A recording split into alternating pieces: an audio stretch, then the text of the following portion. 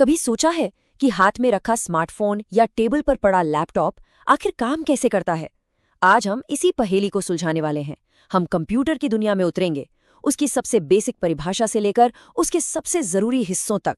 चलिए मिलकर समझते हैं इसे। तो हम शुरू करेंगे ये समझने से कि कंप्यूटर आखिर है क्या। फिर देखेंगे कि हार्डवेयर और सॉफ्टवेयर का रिश्ता क्या है और हम इन मशीनों से बात कैसे करते हैं। हम ये भी जानेंगे कि कंप्यूटर कितने तरह के होते हैं, हमारे फ़ोन से लेकर बड़े बड़े सुपर कंप्यूटर तक। और आखिरी में हम उस चीज़ के अंदर झांकेंगे जो इन सबको चलाती है, यानी मशीन के दिमाग के अंदर।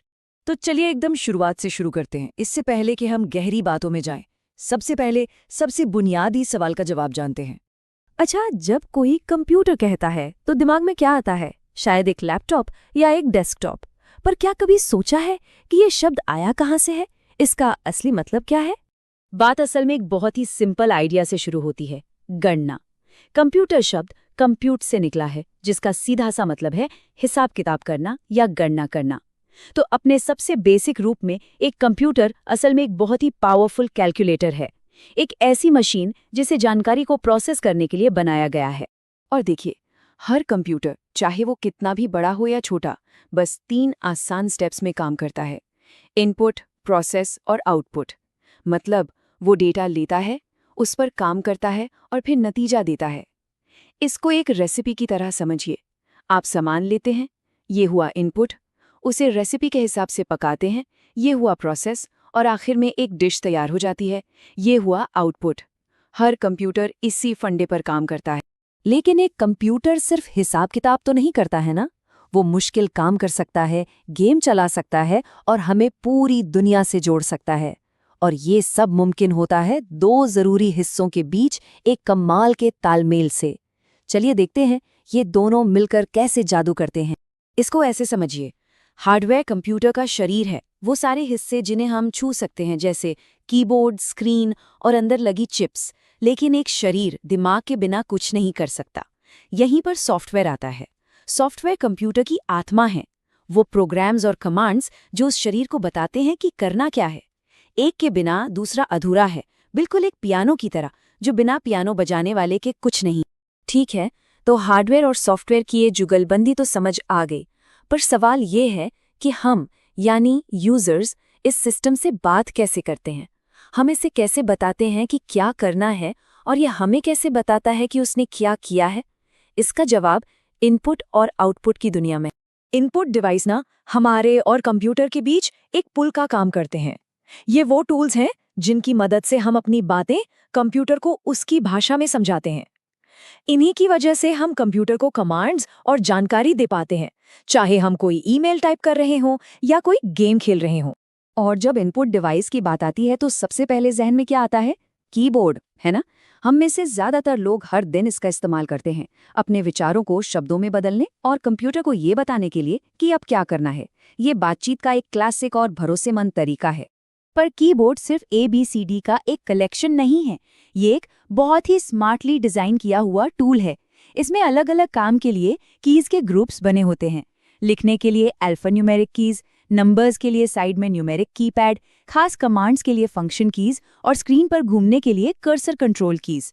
ये एक कमाल की मशीन है जो हमें कंप्यूटर से तेजी से बात करने में मदद करती है। कीबोर्ड तो हो गया लिखने के लिए, पर स्क्रीन पर चीजों को पॉइंट करने के लिए भी तो कुछ चाहिए। यहीं काम आते हैं माउस और ट्रैक बॉल जैसे पॉइंटिंग डिवाइस। माउस सबसे आम है, जिससे हम कर्सर घुमाते हैं और क्लिक करते हैं। और ट्रैक बॉल भी एक ऑप्शन है, जिसमें आप उंगलियों से एक बॉल को घुमाकर कर्सर कंट्रोल करते हैं। ये टूल्स हमें कंप्यूटर से और आसानी से इंटरैक्ट करने में मदद करते हैं। और हाँ, गेमिंग के दीवानों को कैसे भूल सकते हैं? उनके लिए है जॉयस्टिक। ये एक स्पेशल इनपुट डिवाइस है जो उन्हें अपने पसंदीदा गेम्स में पूरी तरह डूब जाने का मौका देता है। इससे उन्हें अपने कैरेक्टर्स पर ज्यादा सटीक कंट्रोल मिलता है, जिससे गेमिंग का मजा दोगुना हो जाता है। तो ठीक है, हमने कंप्यूटर को अपना काम बता दिया। अब कंप्यूटर हमें कैसे बताएगा कि काम हो गया है या उसका नतीजा क्या निकला? यहीं पर एंट्री होती है आउटपुट डिवाइसेस की। ये वो जरिया हैं जिनसे कंप्यूटर हमारे साथ बात करता है, हमें अपने काम का नतीजा दिखाता है और हमें वो जानकारी देता है जो हमें चाहिए। हम जो भी नतीजा होता है उसे देख सकते हैं मॉनिटर पर, या प्रिंटर से कागज पर निकाल सकते हैं, स्पीकर्स और हेडफोन से सुन सकते हैं या फिर प्रोजेक्टर से बड़ी स्क्रीन पर देख सकते हैं। ये सारे डिवाइस कंप्यूटर की डिजिटल दुनिया को हमारी दुनिया में लाते हैं ताकि हम उसे देख, सुन और समझ सकें। तो अब तक हमने जो भी बातें की हैं, input, process, output, hardware, software, ये सारे फंडे हर कंप्यूटर पर लागू होते हैं, हमारे स्मार्टफोन से लेकर दुनिया की सबसे शक्तिशाली मशीनों तक। लेकिन कंप्यूटर शब्द के अंदर बहुत तरह की मशीनें आती हैं। चलिए देखते हैं कि कंप्यूटर कितने अलग अलग तरह के हो सकते हैं। मोटे तौर पर देखें तो कंप्यूटरों को 3 पैमानों पर बांटा जा सकता है, उनकी कैपेसिटी और साइज के आधार पर, वो किस तरह का काम करते हैं उसके आधार पर, और उन्हें किस मकसद से बनाया गया है उसके आधार पर। ये कैटेगरी हमें कंप्यूटर की बड़ी और अलग अलग दुनिया को समझने में मदद करती है। अगर कैपेसिटी के हिसाब से देखें तो सबसे पहले आते हैं माइक्रो कंप्यूटर, यानी हमारे लैपटॉप, स्मार्टफोन्स, टैबलेट, जिन्हें हम रोज इस्तेमाल करते हैं। फिर आते हैं मिनी कंप्यूटर, जो कुछ खास कामों के लिए होते हैं। इनसे भी बड़े होते हैं मेन फ्रेम कंप्यूटर, जो बड़े बड़े नेटवर्क्स का दिल होते हैं। और सबसे ऊपर आते हैं सुपर कंप्यूटर, टेक्नोलॉजी के शहंशाह, जो सबसे तेज और सबसे ताकतवर होते हैं। और यहाँ एक मज़ेदार बात है, जब हम इन सुपर कंप्यूटर्स की स्पीड की बात करते हैं तो उसे गीगाहर्ट्ज़ में नहीं नापते, उसे नापा जाता है फ्लॉप्स में, यानी फ्लोटिंग पॉइंट ऑपरेशंस पर सेकंड। ये मशीनें 1 सेकंड में इतनी ज़्यादा कैलकुलेशन कर सकती हैं कि उसकी कल्पना करना भी मुश्किल है। जैसे 1 सेकंड में अरबों कैलकुलेटर एक साथ काम कर रहे हैं। अच्छा, चाहे कंप्यूटर छोटा हो या बड़ा, फ़ोन हो या सुपर कंप्यूटर, इन सब में एक चीज़ कॉमन है, एक सेंट्रल हिस्सा जो सब कुछ चलाता है। ये शो का असली स्टार है। तो अब चलिए इस मशीन की दिमाग के अंदर झांकते हैं। और ये जो कहा जाता है ना कि सीपीयू कंप्यूटर का दिमाग या दिल है, ये बिल्कुल सही है। जैसे हमारा दिमाग हमारे शरीर को कंट्रोल करता है, ठीक वैसे ही सीपीयू कंप्यूटर के हर हिस्से को कंट्रोल करता है। सारा असली काम यहीं होता है, सारे फैसले यहीं लिए जाते हैं। ये सच में कंप्यूटर का दिल और दिमाग दोनों है। इसके आप कह सकते हैं 2 मेन काम हैं। पहला, ये एक ऑर्केस्ट्रा के कंडक्टर की तरह है, जो ये पक्का करता है कि सारे हिस्से एक साथ मिलकर सही तरीके से काम करें। और दूसरा, ये एक माहिर गणितज्ञ की तरह है, जो सारे हिसाब किताब और लॉजिकल फैसले लेता है। ये कंप्यूटर का कमांड सेंटर है, जो पर्दे के पीछे से सब कुछ संभालता है। और ये सारा काम ना एक साइकिल में होता है, जो लगातार चलता रहता है।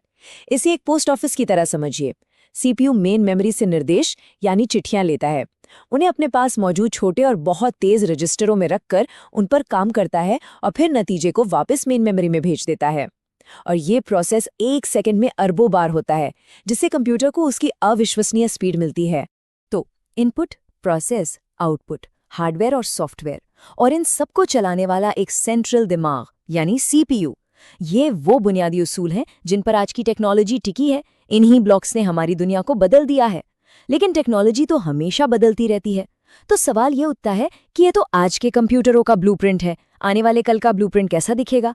क्या ये सिद्धांत वही रहेंगे या हम कुछ बिल्कुल नया देखने वाले हैं? सोचने वाली बात है।